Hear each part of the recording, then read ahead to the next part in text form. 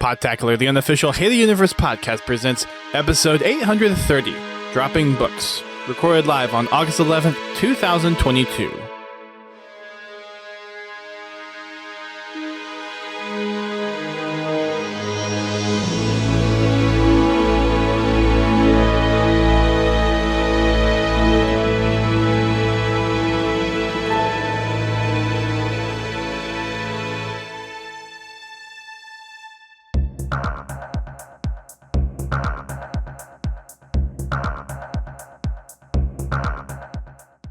Hello everyone, welcome to Podtacular, the unofficial Halo Universe podcast. I am one of your co-hosts, Duststorm. I'm your other co-host, Godzilla T. And welcome back to our next drop pod for Halo Infinite. We've got drop pod number 2, bringing some really cool updates to the game. We've got the release of a new book, which is awesome. I haven't gotten my physical copy delivered yet. I had to probably download it on Kindle, but I did finish a book as well. So for those playing at home with the bingo card, you can mark both I've read a book and I fall behind on the book. So you can mark, you get 2 of those. And we started late tonight. So 2 for the price of 1. Yeah. So someone, if they got the right order, could have a bingo literally right now, but correct, it hasn't happened quite yet. We've got a few other things to talk about as well. But for the time being, let's go ahead and do our initial Podtacular recap for the week. GT, how we do on Fragging Friday this last week? We shot a lot of stuff. We went trigger, boom, boom. Trigger, boom, boom. And per usual, since I'm playing with a group, I get free-for-all challenges. Of course. And then last night, I decided to just take a little break, kind of test the new setup a little bit. And I'm playing, just playing by myself. And I got none of all my Rumble Pit challenges had gone away. I hadn't played any Rumble Pit. So where'd they go? Well, they reset on Tuesday. Yeah. That's when the challenges reset. It's like, really? So, bye. Anywho. No, we had a lot of fun. Hung around in some big team battle. We played some Fiesta. Actually, I had some pretty good games. I had a couple of games where we got some pretty crappy rolls when it came to weapons. Yeah, there was one or two in there. One session, it seemed like every person on the other team had 4 swords. Yeah, that's right. We didn't know how they kept getting more swords. And then wasn't there one game where we couldn't figure out who was getting snipers reloaded so often? Was that something like it? Yeah. Yeah. I think that was on big team. Bobby was commenting on how many times he was getting shot by the same guy. Yeah, it's almost like someone was getting fed sniper rifles. It wouldn't surprise me. That's what I do. I feed Bobby sniper rifles. I do that too. It's like, Bobby Keys. Hey, Bobby, who wants sniper? Right. Yep. Well, very good. Still seems like Infinite is kind of the mainstay, which hopefully that means people are enjoying it. I definitely am. Don't get me wrong. It still has some bugs, but it's still fun to play. I'm wasn't as thrilled with it at the beginning, but I'm slowly finding more enjoyment with it. Yeah, I always enjoyed playing the game. I never did not, it wasn't a chore to play the game. I always enjoyed it. The lack of content definitely made it where I didn't play it as long. Just, got boring playing the same things over and over again. But overall, I've really enjoyed Infinite, and I've really enjoyed all the updates that they've made to it. I haven't played with any of the updates in this drop pod yet, but I haven't yet either. I was tempted to. I almost did, but I hadn't gotten in there quite yet. But we're going to go over those details here in a little bit, because that did come out this week. That came out on Tuesday. So lots of new little goodies there, and paving the way for lots of upcoming changes as well. Yes. So lots of good stuff coming there. As for Achieving Halo, the week kind of slipped by me, so I totally forgot to host it this week. Oopsie. My bad. This week just kind of was a blur. Best forgets to host game night. Yeah. That should be something. No, I was supposed to have a senior level brief today, which ended up getting canceled because a couple of the seniors that I was supposed to brief was not available today. So I get to do that brief on Monday. Yay! So yeah, I was focused a lot on getting that brief ready for today. The last 2 weeks have been kind of crazy for work. So yeah, sorry, forgot about that. We're still going to be hopping in, helping Prestige with Halo 5 stuff. I got to get into Spartan Assault and Spartan Strike challenges as well. But hopefully next week I will remember to do that this time. Someone help remind me. Should probably put a reminder in my phone too. Achieving Halo Monday nights. Yeah, probably Tuesday nights. Tuesday nights, yeah. Some night. Yeah, Tuesdays is probably kind of the easier day out of the weekdays at the moment, so probably going to try to stick to Tuesdays as much as possible. But yeah, anyways, so thanks for the update, GT. Let's go ahead and dive on into some of the latest Halo news. Like we've been talking about, there is the latest drop pod, which dropped into Halo Infinite on Tuesday this week. And with that, we get our first journey into the cross-core customization. So if you head on over to Halo Waypoint, there are 3 different pages of things that kind of explain what's in the drop pod. The first one is just an announcement that it was here. Then there was another one from the community update that was dropped earlier today that kind of highlighted what that post was about. And then there's a post on the forums that actually details out all the specifics of the update. High level stuff though, all the visors are cross-core compatible. So that those have all rolled out. Helmet attachments in the limited scope for the Mark 7 series of attachments are cross-core compatible limited. So this is the start of their trying to make everything work cross-core, which is nice. Mm-hmm. Thank you, Pins, for the links, as always. Hello, Erikibu. Welcome to the stream. You're actually on time for once, because we started late. They've made some updates to the back end of Halo Infinite that will make dropping new playlists a lot more quickly. And with that, they're introducing ranked doubles and social doubles here in the coming weeks. It's not here just yet. It will be coming soon, probably in the next 2 months or so. They didn't give a specific date on that, but when those drop, when that rank doubles drops, there will be a rank reset. So if you're trying to get your ranks in, then make sure you do that. I still have not gotten the achievement for completing or actually getting a rank. I've only ever played, I think, eight ranked matches ever in Halo Infinite. Maybe you got to work on that. Yeah. Maybe that could be an achieving Halo. It's just, okay, let's play our 10 placement matches and get a rank. See how horrible I actually am at Halo Infinite. A couple changes to the main, or to the pause menu as well. You now get a quick overlook at the challenges that you currently have. So if you hit the pause button, you will get those challenges. It's not a lifetime progression of what the challenges are, but you get to see what challenges that you're working towards. So it's better than what we currently have. Which is handy. Yeah. Yeah, it was better than what we had before, which was nothing. Yes. So that is going to be there. Actually, it might already be there, actually. Yep, it's already there with the release.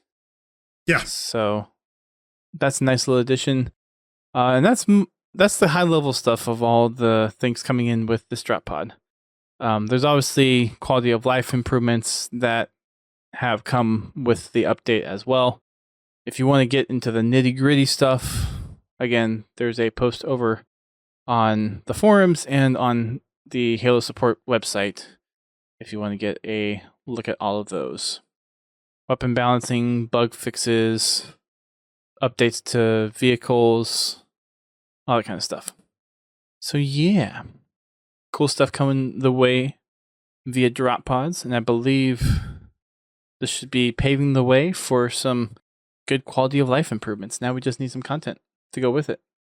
I'm kind of excited for next month. It's going to be good.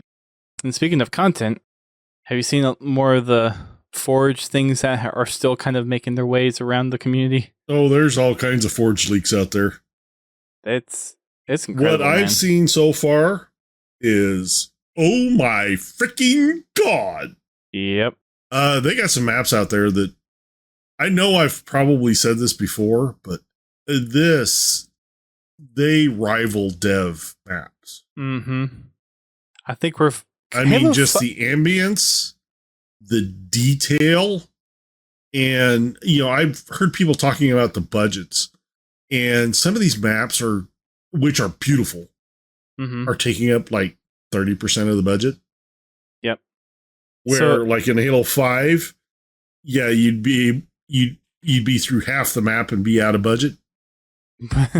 Well, I was going to say Halo 5 actually, even with its limited scope of what it could do and the fact that they hit max on what they could actually implement in Forge, like there's been like every iteration of Forge has added some groundbreaking capability to Forge. Mm-hmm. And I think what you said with Forge maps going to be rivaling dev maps, I think we're going to get to a point where you can't even tell the difference. I think we're there. We might be. When the official Forge comes out, we might be there. I haven't seen full tours of the maps. I've only seen snippets. Mm-hmm. But yeah, there's really beautiful maps. Mm-hmm. I mean, you really got to look to tell it's a Forge map. And it's not that easy. It is very difficult to do that. For the aesthetic ones. Obviously, the toy ones. No, for the gameplay ones. Right. For actual gameplay ones. Stuff that's designed to, have a game played on it, not just pure not aesthetics. I was more talking about just like the fun, like, this is Forged maps because things are wild and crazy. But no, you're right. Well, I mean, no, really. The maps I've seen, even the fun maps, they can make them look beautiful. I mean, someone did. Fair point. They took Bazaar. Yep. And turned it into an overgrown market with trees and bushes and dirt and everything. Everything you'd think of. Well, in Halo 5, they did have like the alternate ones too. So yeah, that makes sense. Yeah. This is the abandoned bazaar. And my God, it looked great. That's very true. I mean, Duquesne, I think I mentioned this last time. Duquesne put 5,000. I was going to mention that one. Rocks on, what's the map? The 4v4 vehicle map. Anyway, I know which one it is. It's the sand one. Yeah. You put the rocks, you put fire, trees, rocks, and trees, and fire. This was just his test. His test to see how many objects he could put on the map before it crashed. He's since done another test. Behemoth. I have no idea. Yeah, thank you, Behemoth. And thanks for the follow. He has since done another test with an ungodly amount of palm trees and vegetation and fire explosions, effects, soccer balls, fire effects, soccer balls, trying to break the frame rate, and it's buttery smooth. Yeah. Now, he does say in the video he does have his PC capped at 60 frames, which it's reasonable. That's a reasonable frame rate. Yeah. Yeah. But I mean, the only thing you're going to be playing on a higher frame rate is either PC or a Series X. Series X will run it'll run between 60 and 120 if you enable it in the system. But yeah, they've made some serious optimizations in Forge. Yep. Forge is going to be insane. And the node scripting is going to just make it that much crazy. I love the idea of it. With this Forge, you could literally remake every Halo multiplayer map down to the automated details. Literally. The one thing I like about what I've seen so far is they made a very capable Forge for your high-end forgers. Mm-hmm. But they made it simple enough that normal people could go in there and make a simple map and have some fun with it. Us normies. Well, in Halo 5, don't get me wrong, Halo 5 had a very powerful Forge. And the problem with it was when you got into the more advanced stuff, it became really complicated. Mm-hmm. I mean, even forgers had to figure out how to do these things, and then they had to share it with everybody so they'd know. Right, they had to. Yep. It wasn't very intuitive programming scripts, but granted, with Infinite, there's going to be some of that too, but still, it's a lot simpler, and you have a visual aid to go from A to B or Z, however bit long your train is. Well, and Eric was kind of mentioning how difficult it was to learn Halo 5's Forge at the beginning, but then it got easier along the way.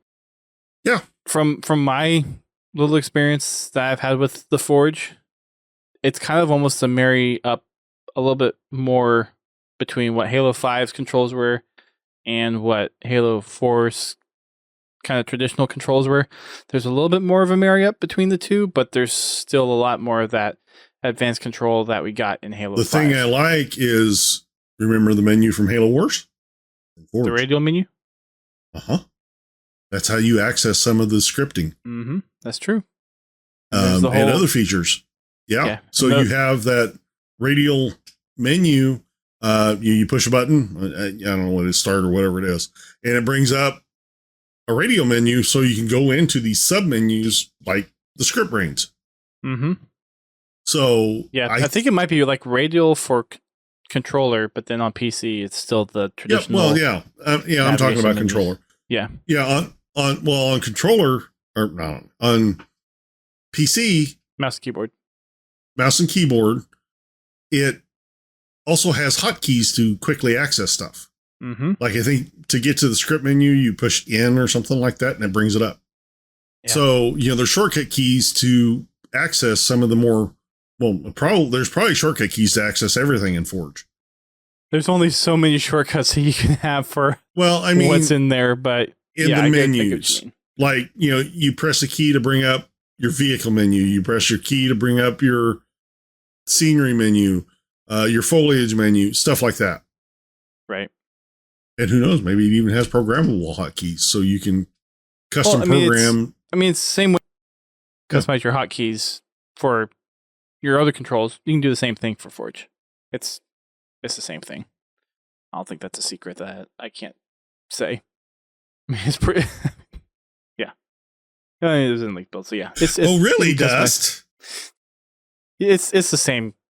You can customize those. Leaker. Oh. All right, 3 for 3, come sue me. No, please don't. It's going to be. Dust is going to get the ban hammer. It's going to be. Anyway. Forge is going to be wild.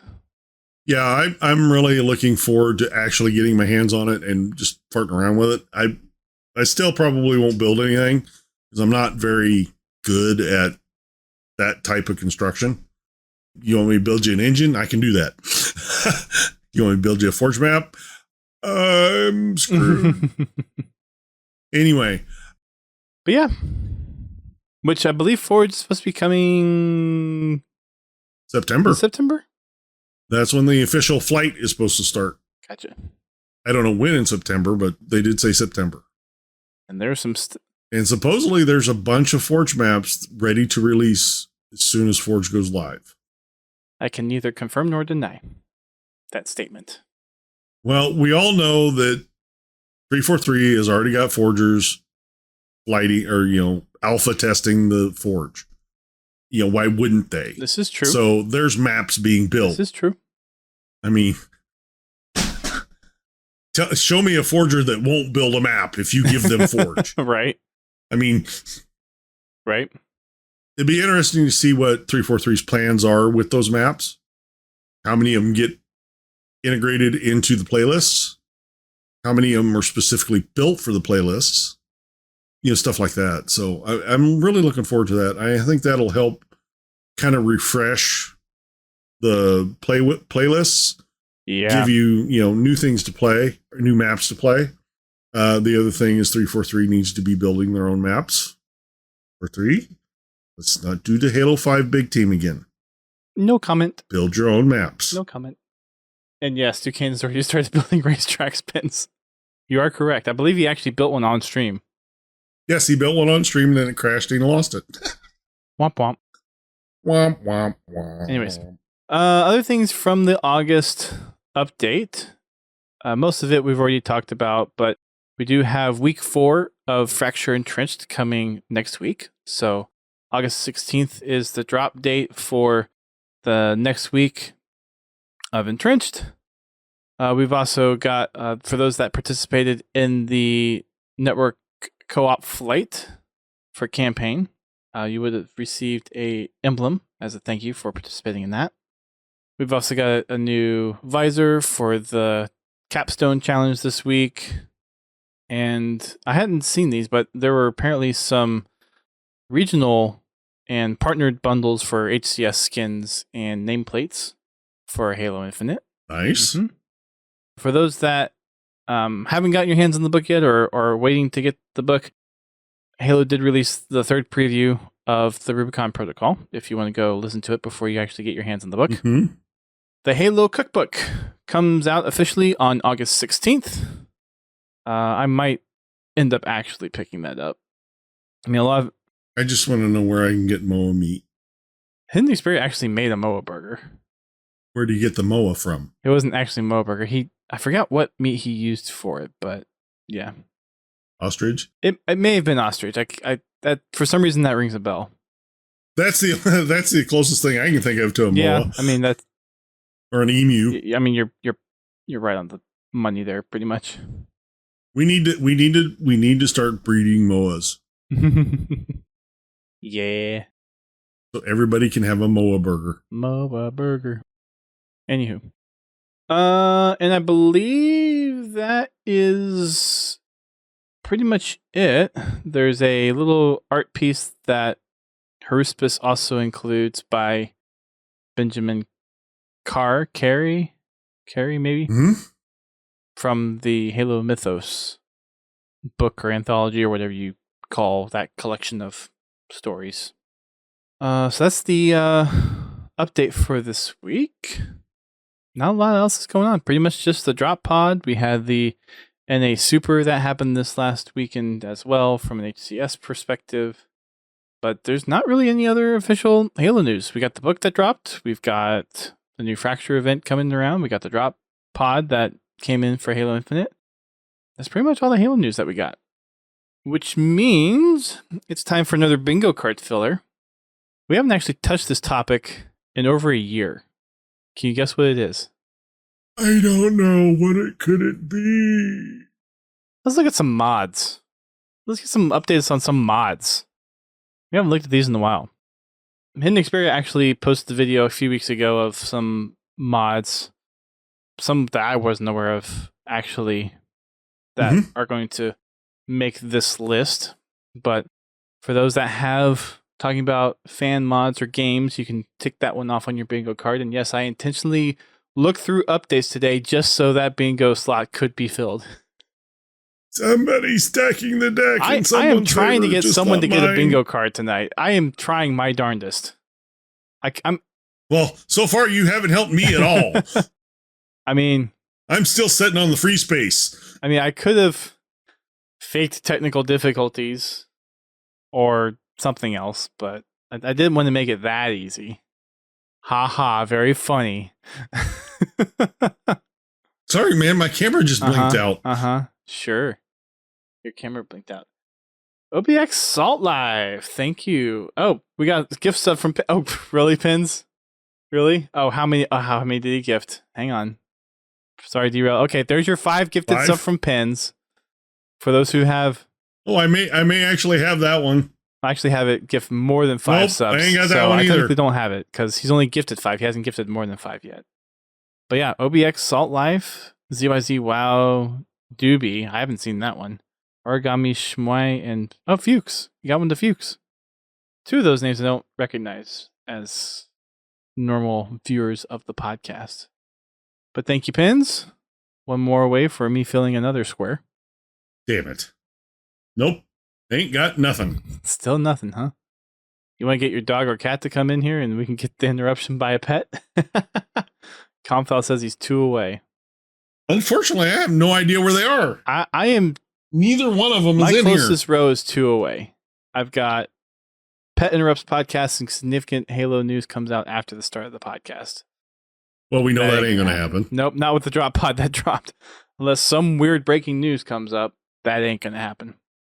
Anyways, so let's talk about some fan mods. Well, let's talk about 1,200 credits for gold color in the store. Do you have complaining about the store? Okay, I got one. You need to praise the Xbox app. I don't have that one. Oh. Anyways. Can I see Dust's health bar? No. It's there. Damn it. It's there. You can see it. You can barely see it right there. Barely. Well, that's not a health bar. That's a sliver. Anyway, on to mods. Happy. Here, let me fix Happy. that. Anyways. Still can't see it. Anyway. You can see it. It's fine, Dust. Anyways, on to mods. It's not going to help me anyway. It's at the opposite side of the card. Oh, man. Anyways. And not in line with anything else. I don't even have the health bar one on mine. Oh, here's a freebie. Halsey's Journal. I love bees. Which is kind of appropriate because I finished... didn't help me. I did finish Halo Oblivion. I know we talked about we're going to go to mods, but I did finish Halo Oblivion. Now I'll have to go through it again so we can talk about it. Well, we didn't even talk about the last one on the podcast either. We haven't talked about Silent Storm yet either. Which the two kind of butt up into each other, so I figured if we wanted to talk about them, we probably could talk about them in one sitting. Since they kind of, both of them do kind of actually go together. Yeah, they do. But the next book I will be reading is Shadows of Reach. So all the things that GT says that he can't talk about because I haven't read Shadows of Reach yet, I will read. And he can finally talk about it, and then have to read the Rubicon Protocol. Yay! So, yeah. Anyways, no, me and GT do not count for guest hosts. Mods. Pokemon. Mods. I'm really feeding it today.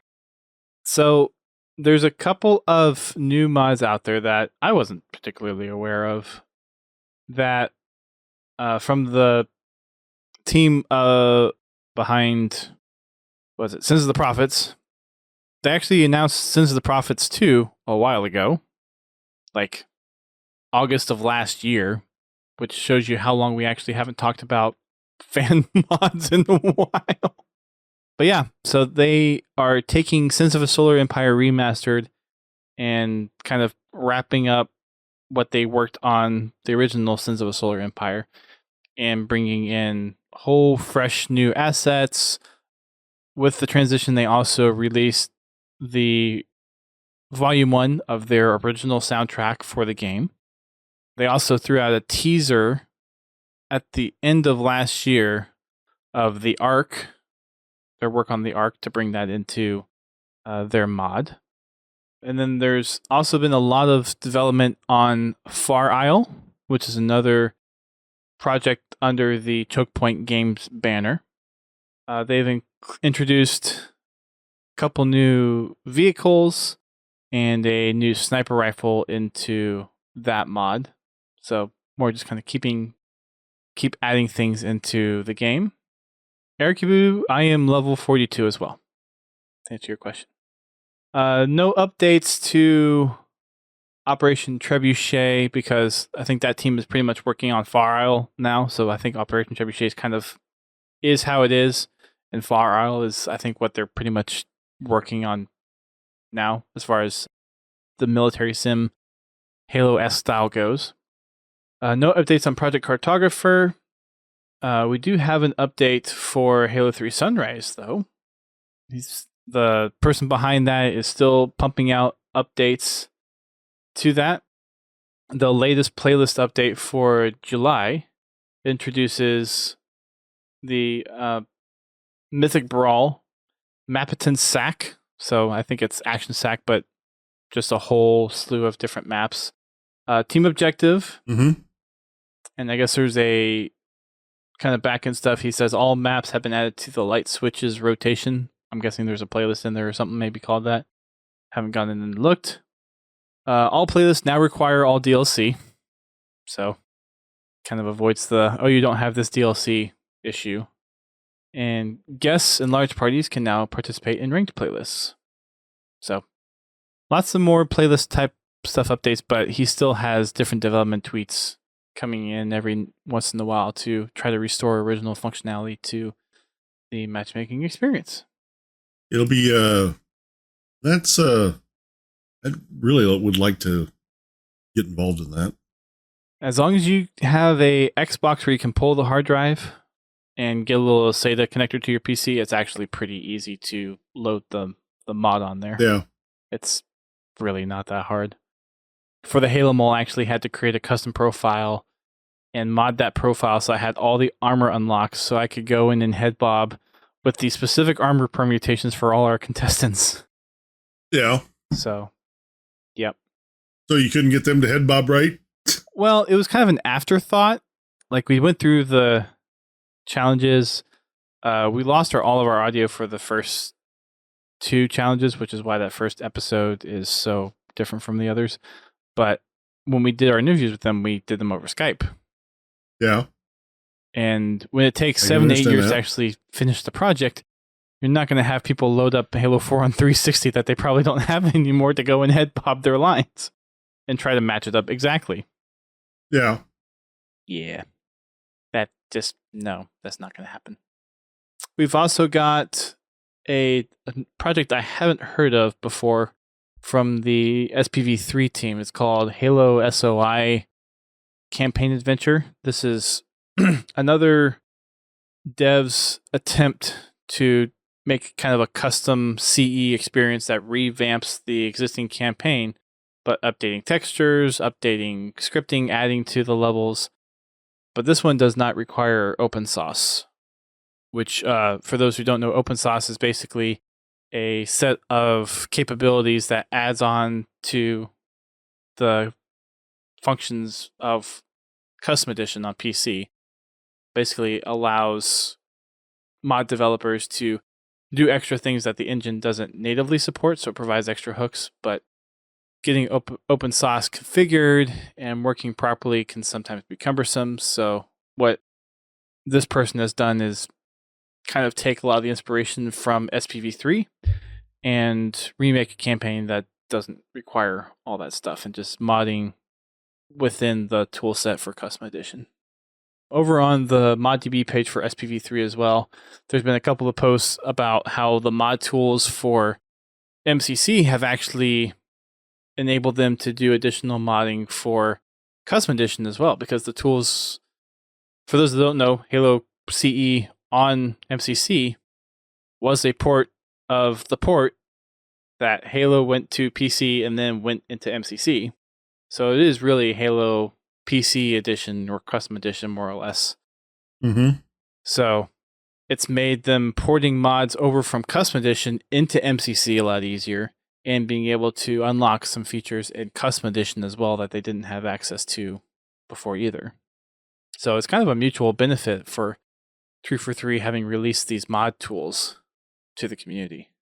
Been really interesting to see just how quickly mods have turned around with the mod tools actually coming out for MCC.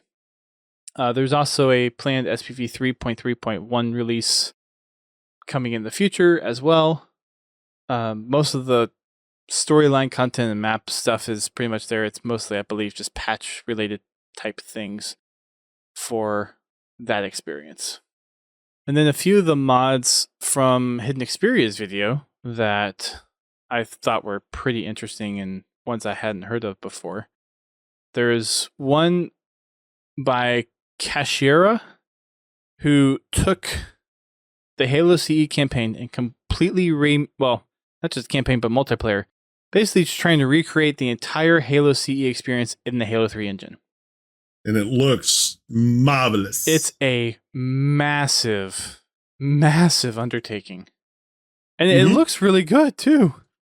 It's basically the Halo 3 mechanics, but and using the Halo 3 textures and basically doing a different kind of anniversary update to Halo C in a sense. I want to get my hands on this because I want to see how it plays differently compared to CE, because obviously the physics are different, the way the weapons interact are different. You don't have the half-second delay on the pineapple grenades and the 2-second delay on the plasmas anymore, so that changes the dynamic of that. All the multiplayer maps look incredible in the Halo 3 engine, but this person has put a incredible amount of time into rebuilding Halo Combat Evolved basically in the Halo 3 engine. Of course, we've all heard of the Guardian Forest, kind of the one mission in Halo 3 that was abandoned, and Space Z has been basically rebuilding. It's not complete at this point, but there's a lot of progress that's been made on it, and hopefully we won't have to wait too much longer before that happens. There is I thought this was funny, the General Heat Slayer. So basically, General Heat made a model of himself and had a modded game where it was just him battling himself in multiplayer. Two other ones that I thought were really clever. The Rejected Shotgun Mombasa Slayer. So think the entire Mombasa Streets level, but it's just 2 squads of ODSTs. And it's basically Big Team Slayer on that huge freaking map. I thought the concept was really cool, just to use Mombasa Streets as a playground for multiplayer. Imagine doing like a 64-player match on that with vehicle spawns. That would be insane. It'd be cool, but it'd be insane. Yeah. Also, thank you, Hayden, for the raid of 9. What's up, Hayden? For those playing along with the bingo card, there's your raid space if you've got that. Raid! Oh, sorry. There is... actually, I think there was another one I wanted to mention too. There's the Ultimate Firefight Sand Trap mod. And this one is an SPV3 inspired mod, but it basically brings in pretty much every single weapon, vehicle, and enemy that you could possibly get and put it into this giant firefight experience on Sand Trap. It is ridiculous. There's Forerunner, there's Flood, you can be in there as ODSTs, there's vehicles from all the different games. It's that one's wild as well. And then the last one I wanted to mention was the Neckbeard remake of Sanctuary and Lockout in Halo 3. So most of the ones in here are kind of finished or near finished, but the Halo 3 Combat Evolved ones I'm definitely going to keep an eye on. And I think if there's any more that comes out of the Mombasa Slayer thing from Rejected Shotgun, like if they manage to actually get the capability of doing anything more with that, I think having that ODST style, like you're actually in the ODST engine, you have the same kind of health, doing that Slayer wise would be really cool. It's not like modifying the health or shields like you would do for the ODST Slayer that we've seen before, but actually be the ODST, have the same kind of arcing throw with the grenades, and I think that would be an interesting experience. Bobby.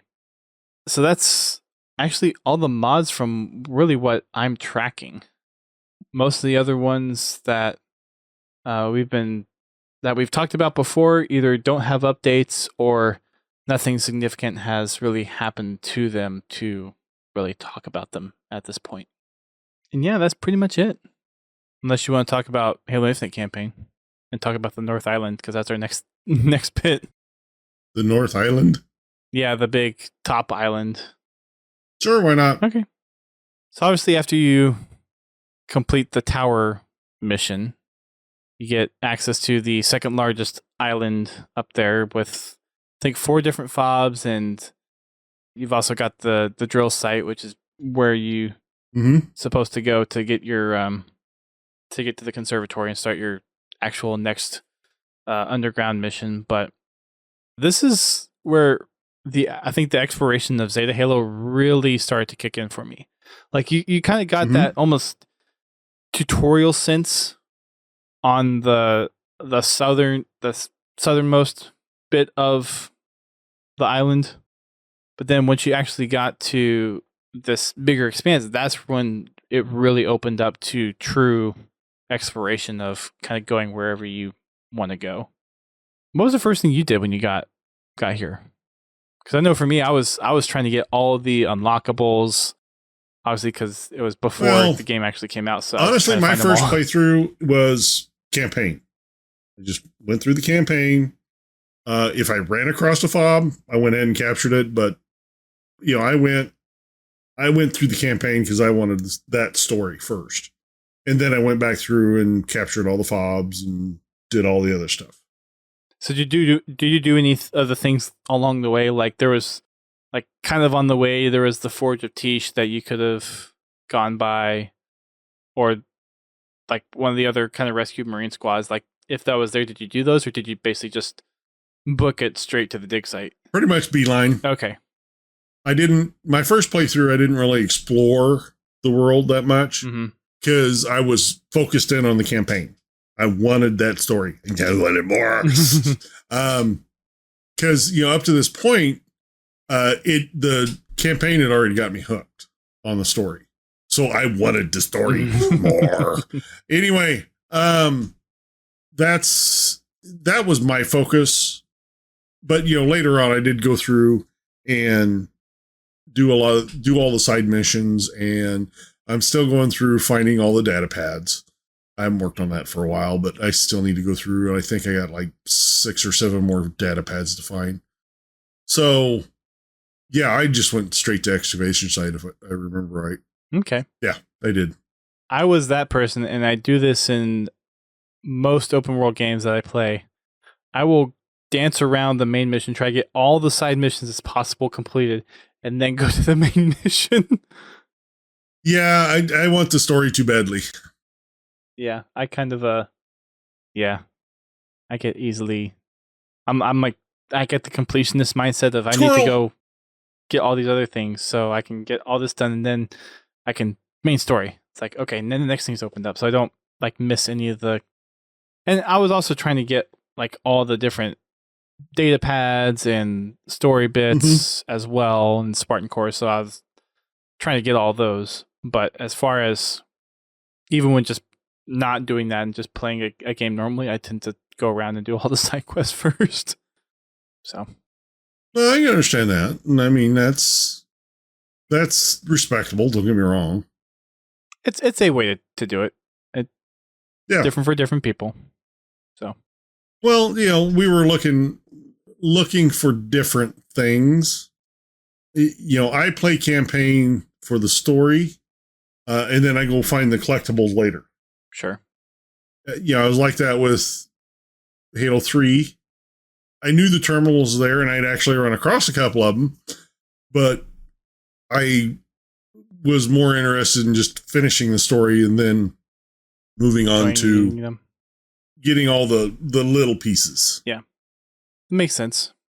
I will say, when I was going through and collecting the data pads, this area was the one that had the very last data pad that took me forever to find. Yeah. There's a few of them like that. It's tough when you don't have a guide. Yeah. And like this, I mean, even when you do have a guide, it's kind of tough. Well, the thing I just linked in chat, the community really put this together and it did some good work with it. But for those that want to kind of cheat and just kind of find everything, this map has everything on it. But once the actual retail came out, since I had actually put in the effort to find them all on the Forerunner build of the campaign, I definitely used this to make sure I got all of my, tracked all my steps. But yeah, there's a whole bunch of data pads on here. There's 5 different fobs. There's several different Easter eggs. There's 2 skulls. Well, sorry, technically 1 skull. Because then there's the really far up north island that, even though you have access to it, you have to have a flying vehicle to actually get over there. Or do some kind of glitch that would make you fly over there. You can't get there, but it's open.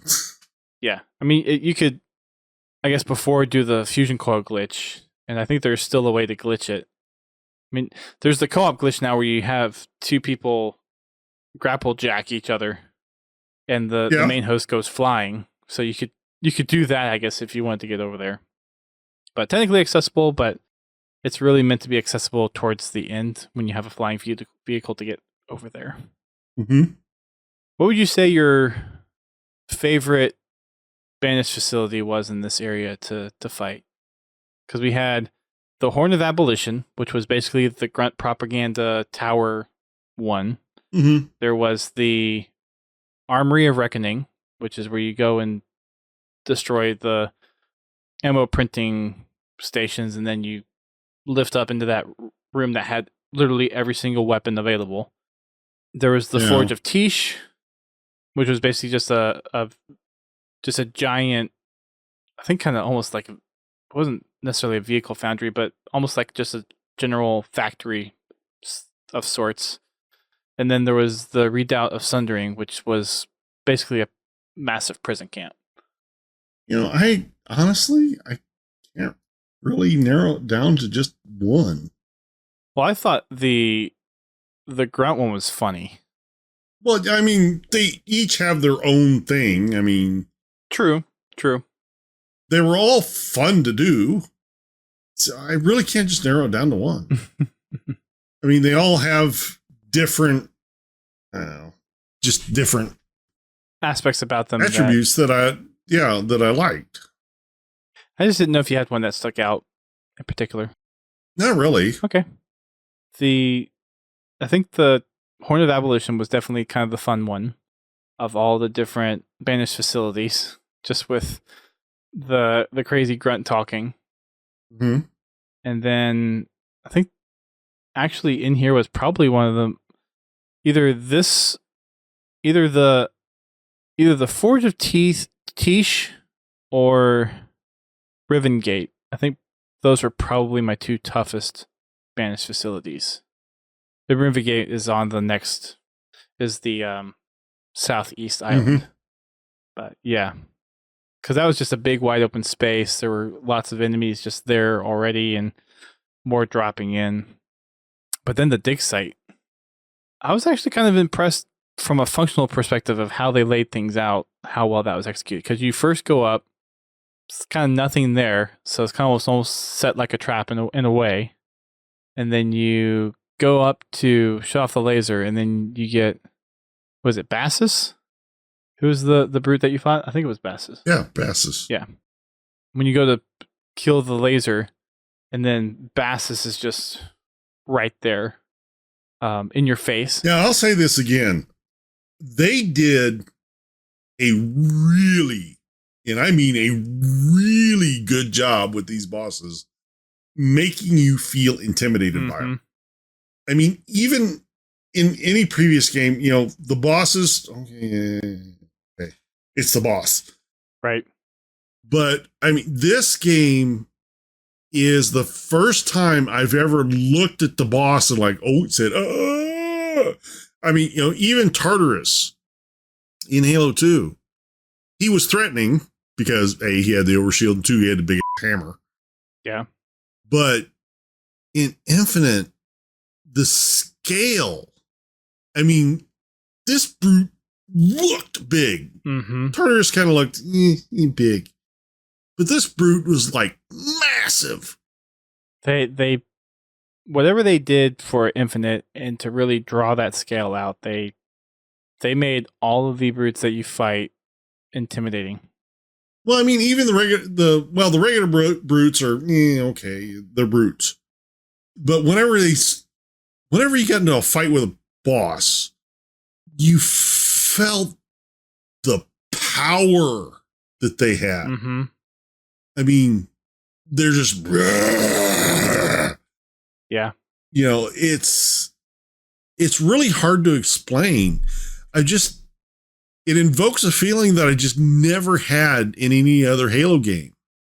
And the strategies that normally would have worked for bosses in the past didn't work with these bosses, or you had to really change your strategy. Mm-hmm. Like, it got to a point where, okay, before, like, you die, and then it's like, okay, what can I scour around? You got a few of the fusion cores that you can pick up and throw at them while you're running away. There's the rockets in the corner if you didn't pick up those yet. Mm-hmm. There's not the Maulers, but the other gun. Mangler. There was that down, like if you went downstairs and got some ammo down there. So you had to, like, if you didn't know what was coming, which was kind of the point, you definitely had that panicked feeling of, oh crap, I don't have weapons that are adequate enough to fight this guy. And I'm locked in this area. I gotta figure this out. I'm locked in this room with this crazy broom. Right, what do I do? 303 did such a good job with bosses in this game. It was the same way with the first boss fight, with fighting Chaklock. With him, it's like, I'm not ready for this. Mm-hmm. It's like, surprise. I mean, I kind of had an idea what was going on because, you know, they hand you the piece of equipment you need to fight him. But you don't realize how important that piece of equipment is until you're in the room. Mm-hmm. And then you're thrust into learning how to quickly switch between equipment so you can, you know, throw that in the target, the grapple sensor. away. Yep. And then Threat shoot the sensor out so you can see where he's coming from. Yep. And doing that over and over and over again. You know, that one, I think it took me like 3 or 4 tries to beat him. It sounds about right for me too. Bassus, same way. I had to come up with a totally different way to fight him. Yeah. You know, I really had to watch and stay away from him. Yep. Because with that hammer, he just annihilates you. Wait for him to start charging you, and then you grapple away. Yeah. Because I don't think you had the thruster pack at that point. So you basically had to anticipate when he was coming, or if you're running away from him, knowing he was coming, grapple to get you away faster, and then turn around and start unloading into him until he gets close to you again, and then do the same thing over again. Mm-hmm. You're right, Pins. Bassus was a big game of keep away. Exactly. And what cracks me up is, and I said this before, the tank gun just makes that a totally different fight. It really does. Yeah. I mean, you know, we'll get to this later, but when you have that final fight with Eshram, the one shot kill. And it's not just that it's a one shot. It is freaking hilarious. Because you shoot him and he goes flying. Yeah, you shoot him and he's boom, pinball. It's a funny death. Yeah. You know, the tank gun's not what kills him. It's him hitting the wall that kills him. Yeah, it's the impact. Oh, it's funny. Which is absolutely hilarious. Yep. That tank gun changes the game in so many ways. I'm glad they decided to keep it in. I mean, if people want to play the campaign the right way, then they'll play it the right way. I'm happy it's there, but man, it breaks the game so bad. Sure it does. You know, but if anything, the whole beating Halo 2 all skulls on deathless illustrates how powerful glitches can be. Yeah. I mean, the only way to beat that game is with glitches. Well, see, the biggest difference between those glitches and the tank gun, those glitches take practice. And perfecting. Exactly. How many hundreds of thousands of hours does he have playing Halo 2, all skulls on, developing and practicing these tricks? Thousands of hours. The tank gun, you walk up to a turret, you pick up a tank gun. And you basically put the entire game on easy mode. Still gotta be careful, but yeah, pretty much. But yes. Yeah. You can shoot your feet and not die. Yeah. I mean, the only thing you got to watch out for is don't blow up a fusion coil that's right next to you. And don't fall out into a pit. But yeah. We're at the last checkpoint. There you go. But yeah, I thought the dig site experience was a little interesting with how everything went with like having the laser come on, then being ambushed. Mm-hmm. And then you have to, I think you have to go up to hit the switch to expose the coils. Then there's like the two sets of coils. The one that was on the east side, I thought was the most difficult side to actually. The right from if you're facing the hole in the wall. If you're facing the hole in the wall, the one on the left. Okay. The ones over there, I probably died 12 times before I actually cleared that section out. Actually, I found those pretty easy because you can actually just go up on top of the gun and kill them. But the thing is, I could never get up there because there were so many heavy weapon brutes on that side, where the other side was just more the jackal snipers. Well, no, you go on the other side and go up and over the gun, up and over the top of it. Oh, I didn't think about doing that actually. Now, on the lower difficulties, it's not so bad. On the higher difficulties, jackal snipers are no joke. They're not Halo 2 level, right? But they're darn close. True. I mean, they're not Halo 2 legendary bad, but they're above heroic. True. Very true. With those stalker rifles, they are just frickin' laser focused on you.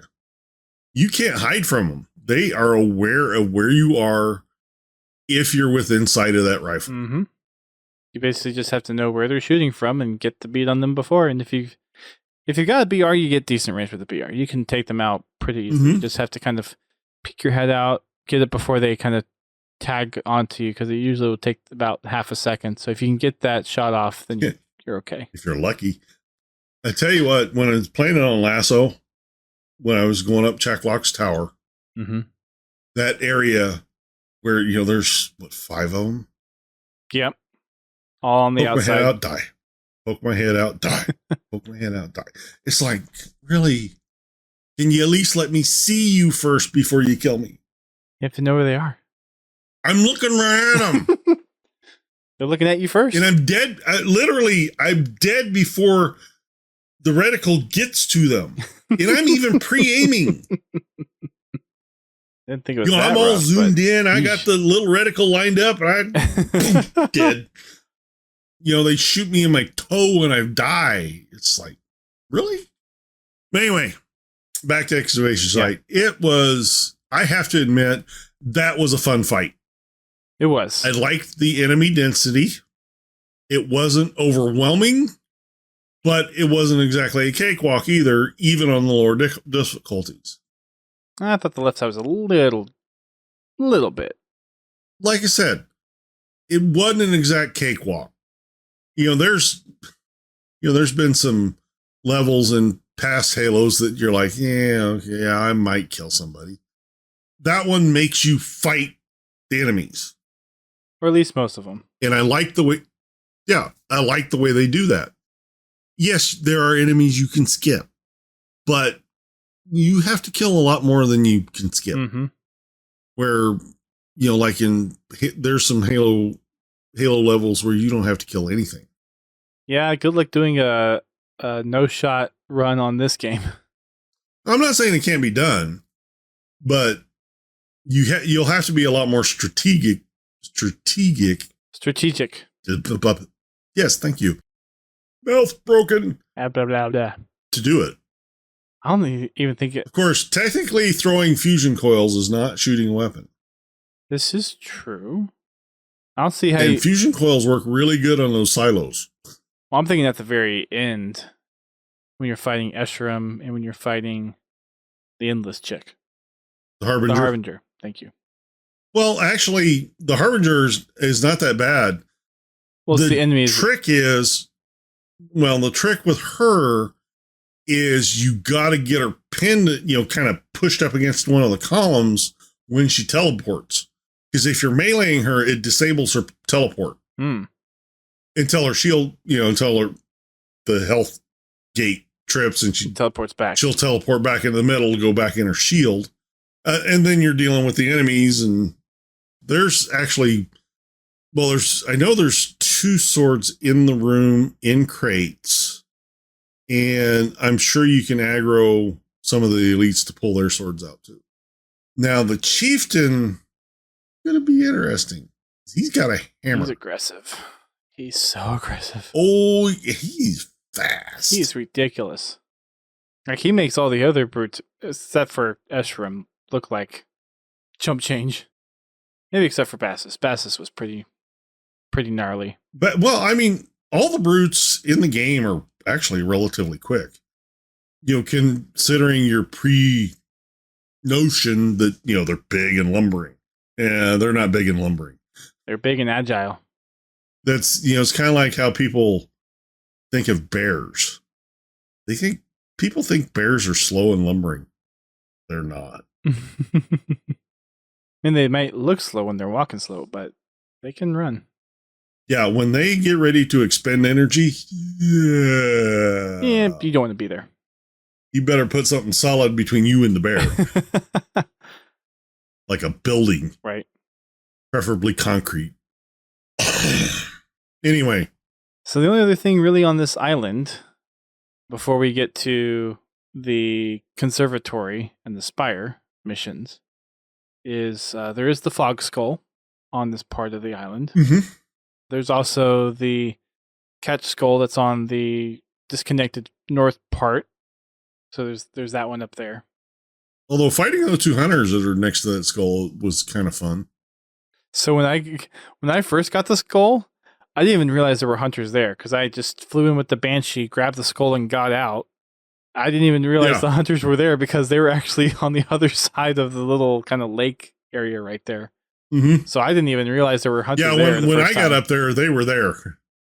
They were like, yeah, no, you can't have it. Yeah, so the first time I went to go get it, it's like, okay, it's just hidden in this tree. When I went back when the retail version came out, I'm like, what are these guys doing here? Yeah. Surprise! And I tell you what, they stepped up the hunter's aggression tremendously. They used to chase you before. They're aggressive now. You cannot get away from them.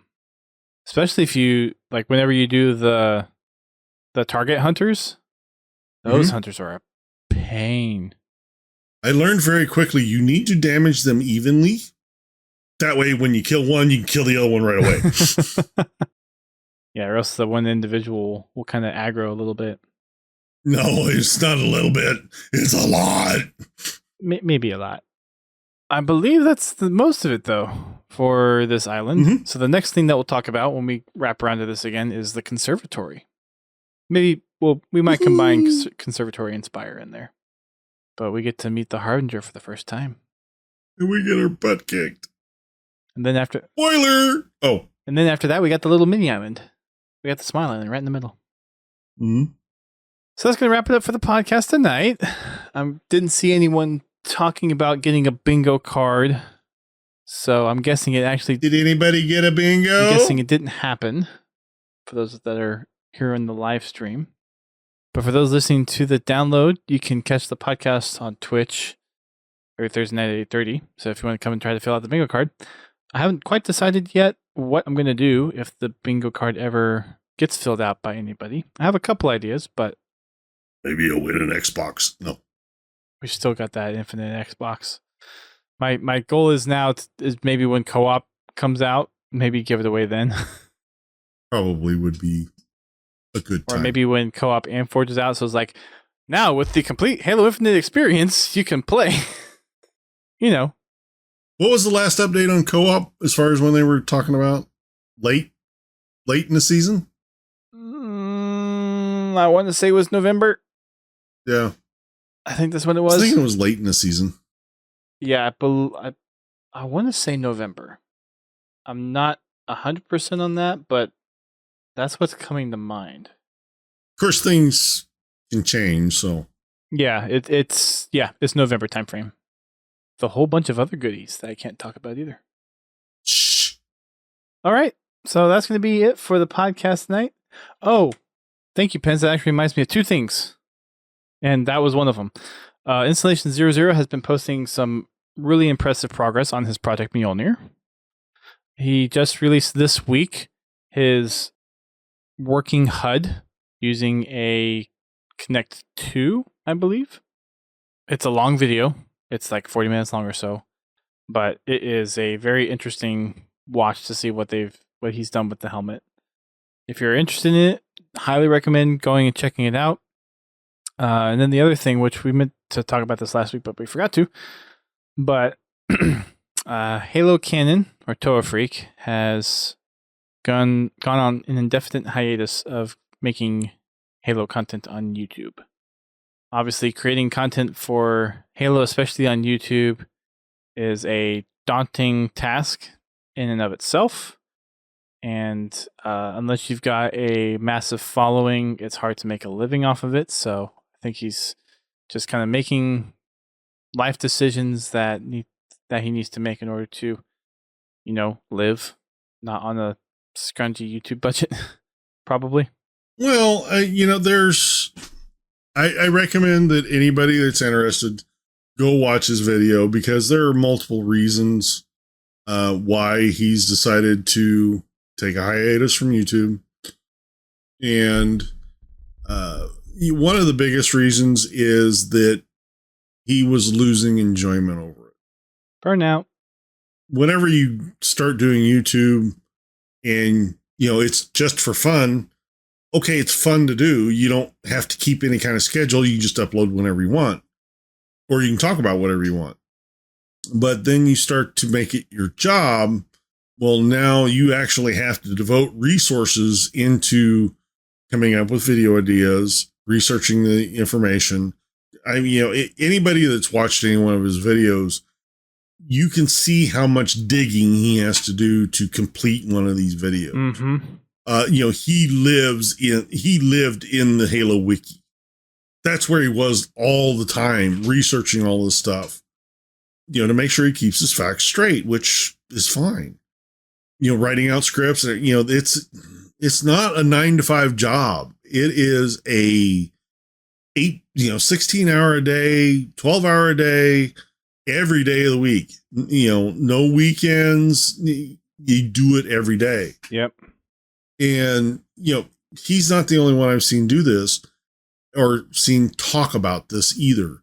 There's other YouTubers that I follow that different subjects, not just gaming, that talk about how demanding doing YouTube can be, especially if you want to get a huge following and make it your income. Yep. There's several people that I watch that they do YouTube for fun. They are a monetized channel. They do get money from it, but they still work a 9-to-5 job. Yeah. They still have a regular income job. So they only do this as a side hustle or side gig in the spare time. Yeah. Or, like one of the channels I watch is an off-road recovery. And he brings his cameras along whenever, he does trail events at different trail park, off-road parks. And he just films him dragging broke junk out of the woods. But, he still has to edit all that together and then post it out on YouTube. Yep. And he still does Monday through Friday regular job. Yeah. So anyway, I would highly recommend you go watch Halo Canon's video to get all the details and let him explain why he's doing what he's doing. It's a good video, and it's actually very appreciated by me because I was kind of wondering where he went. And this lets people know that he's okay, that he just needs to do something different for a while. Yep. And that's a healthy thing to do. He may be back. He may not. Who knows? Right. It's a healthy perspective to take. We wish him the best, though. I'm sure he'll most definitely be around conventions still and whatnot, and we'll probably try to steal him for a lore podcast at some point. So it's not like he's completely up and gone from the Halo community, but just taking a break on making videos. He just needs a respite. Yeah. Well, thanks everyone for tuning in. If all things go well, you will hear a interview segment on the next podcast. I have a potential lineup of a recording session on Saturday this week. So get ready for that. Other than that, if you guys are planning to be here for tomorrow's game night, for those that are in the stream, make sure you check out our Discord and vote in the poll for the game that you want to play. Maybe another bingo card can be GT mentioning the bot that I haven't touched in forever. To auto post the poll.